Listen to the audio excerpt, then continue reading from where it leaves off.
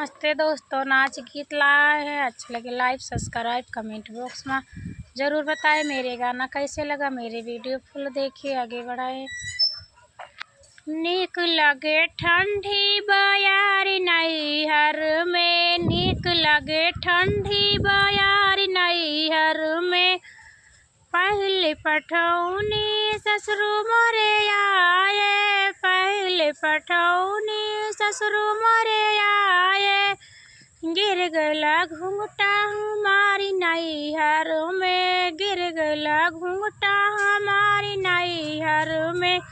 नीक लगे ठंडी बयारी नैहर में, नीक लगे ठंडी बयारी नैहर में।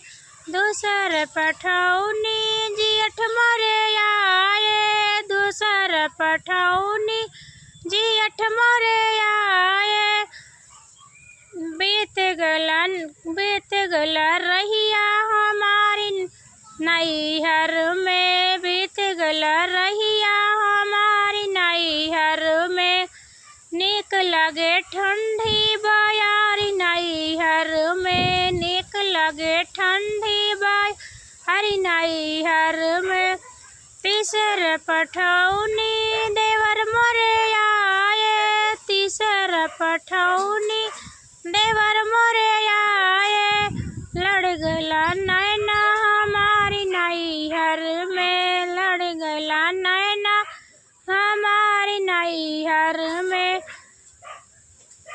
नीक लगे ठंडी बयारी नैहर में, नीक लगे ठंडी बयारी नैहर में।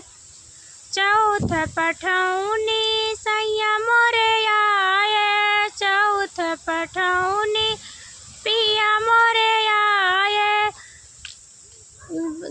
सड़ धड़केला जियरा हमारी नैहर में, धड़केला जियरा हमारी नैहर में। नीक लगे ठंडी बयारी नैहर में, नीक लगे ठंडी बयारी नैहर में।